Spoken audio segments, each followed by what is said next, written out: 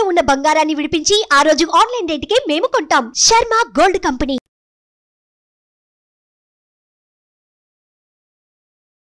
నమస్తే, welcome to Suman TV. నేను మీ యామ్ని. ప్రస్తుతం మనతో ఉన్నారు ప్రముఖ ఆధ్యాత్మికవేత్త, ప్రముఖ జ్యోతిష వాస్తు పండితులు మనతో సూర్యనారాయణ శర్మ గారు ఉన్నారు. గురుగారితో మనం మాట్లాడదాం. నమస్కారం గురుగారు. నమస్కారం అమ్మా, శుభం బియాదు. గురుగారు, ఇప్పుడు కృత్తికా నక్షత్రంలో జన్మించిన వాళ్ళకండి అసలు ఏ నక్షత్రం వాళ్ళకి సంబంధించి వివాహం చేసుకోవాలి, అమ్మాయి కానీ అబ్బాయి కానీ? ఇప్పుడు కృతికా నక్షత్రం తీసుకుందాం. భరణిత కృతికా నక్షత్రంలో రవి యొక్క నక్షత్రం, అగ్నితత్వం కలిగిన నక్షత్రం అని చెప్తాం అన్నమాట. కృతికా నక్షత్రం మొదటి పాదం మేషరాశిలోకి వస్తుంది. 2, 3, 4 పాదాలు చూస్తే వృషభంలోకి వస్తాయి. అంటే 4 పాదాల్లో 3వ దాంట్లోకి వచ్చి ఉన్నాయి. సో ఇటువంటిప్పుడు వీళ్ళు ఏ నక్షత్రం ఏ పాదం అనేది కాకుండా మేషరాశి వృషభం అని కూడా ఒక పాయింట్ వస్తుంది. అప్పుడు ఏంటంటే నక్షత్రం ఒకటే చూసుకుని మనం చెప్పుకుంటూ వెళ్తామంటే మనకు పంచాంగంలో కూడా మనకు అలాగే కనిపిస్తుంది. పాదాలతో మనకు కనిపించదు. నక్షత్రం వాళ్ళు ఎవరిని చేసుకోవాలి అంతవరకు వెళ్తుంటారు. కృతికా నక్షత్రం ఉన్న వాళ్ళు అశ్విని నక్షత్రాన్ని మనం చేసుకోవచ్చు. అశ్విని ప్లస్ భరణి రెండు కూడా చేసుకోవచ్చు. కారణం ఏంటవుతుందంటే అశ్విని నక్షత్రం కృతికా నక్షత్రం వాళ్ళకి ఏమవుతుందంటే మిత్రతార అవుతుంది, పరమమిత్రతార అవుతుంది.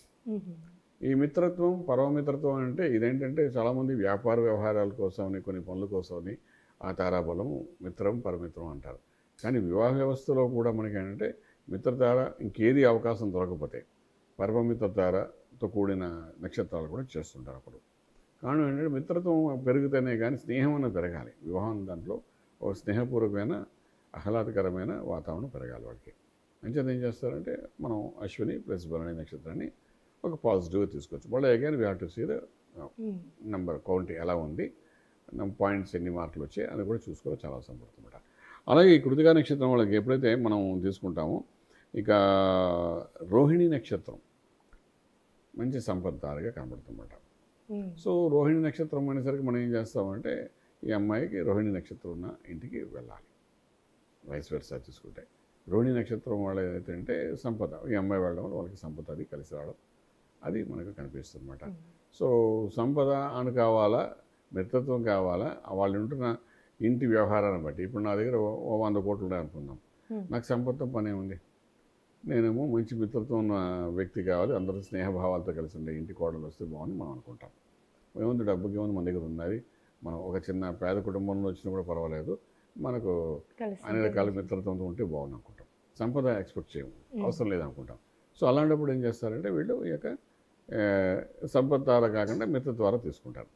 అలాగే మనం ఇంట్లో బొటాబొట్టిగా ఉన్న వ్యక్తులు అనుకుందాం, పరిస్థితులు ఏం బాగోలేదు, ఇంటి పరిస్థితి మగపిల్లడు, వాడి కట్నం ఇస్తేనే కానీ మన జీవనం గడపదు. ఇలాంటి రకరకాల ఫ్యామిలీస్ కూడా ఉంటాయి, బిలో పవర్టీ ఫ్యామిలీస్ ఉంటాయి. వాళ్ళు సంపద ద్వారా చూసి వివాహం చేయడం ప్రయత్నం చేస్తారు.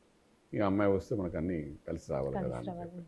ఇవన్నీ ఏంటంటే మనం how you consider these 2 things అనమాట. బేసిక్గా ఏంటంటే రావడం వల్ల కలిసి వస్తుందా అంటే రాత్రి ఇంట్లో ఏదో కోట్లు వచ్చేవి. రావడం వల్ల నష్టం జరగకుండా చక్కగా జరుగుతున్న దానికంటే ఒక 10 రెట్లు యోగంలో వెళ్తే చాలు, మనకు అంతకనికి అవసరం లేదు. అందుకోసం సంపత్తారు చూస్తారు. అలా చూసేటప్పుడు మనకు అది కనబడుతుంది. అలాగే కృతి నక్షత్రం మనం తీసుకునేటప్పుడు ఏంటంటే ఆరుద్ర నక్షత్రం దగ్గరికి వచ్చినప్పుడు ఇది చక్కగా మనకు క్షేమతార అవుతుంది.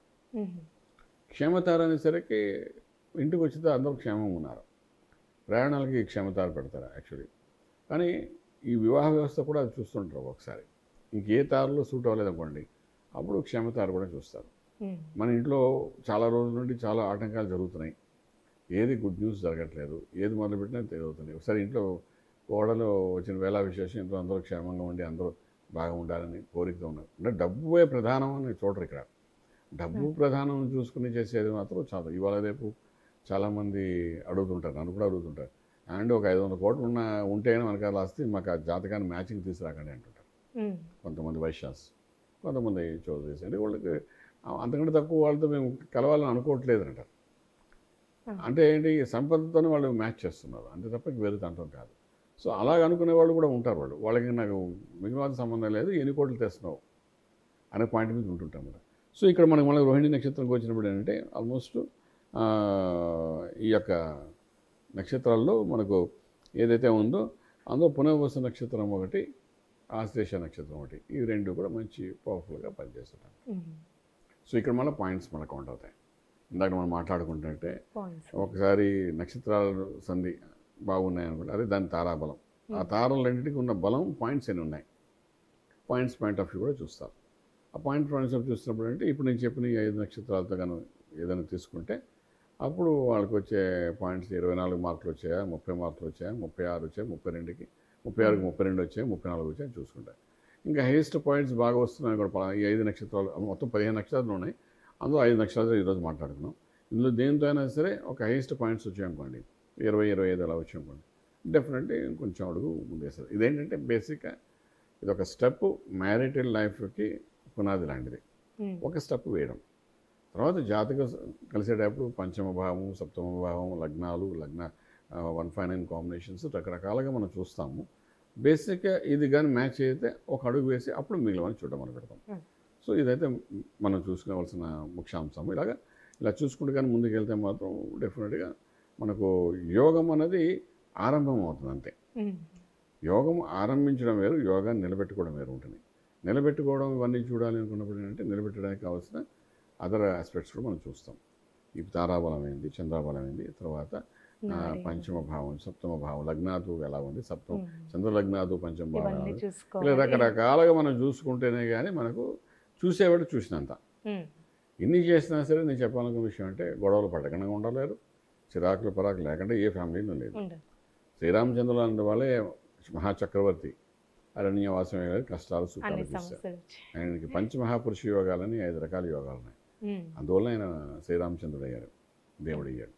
అలాంటి ఆయన కూడా అడవిలో 14 సంవత్సరాలు ఉండడం ఇవన్నీ ఎందుకంటాయంటే అంటే నక్షత్రాలు చూసేసాము, అన్నీ మ్యాచ్ అయిపోయాయి కదా, ఇంకెందుకు అన్నీ బాగున్నాయి కదా, మ్యారిటల్ లైఫ్ బాగుంటుంది అన్న ఒక భ్రమలోకి వెళ్ళేది కూడా I don't accept it.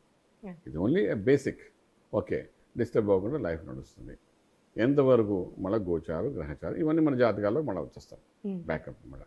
So ఈ నక్షత్రానికి ముందు సమతౌల్యమైన నక్షత్రాన్ని కానీ సెలెక్ట్ చేసుకుని ముందుగానే వెళ్ళగలిగితే డెఫినెట్గా ఓ రాజమార్గంలో ఒక అడుగు వేసినట్టుగా ఉంటుందన్నమాట చెప్పాలి. చాలా చక్కగా తెలియజేశారండి, ధన్యవాదాలు. శుభం బియాదు.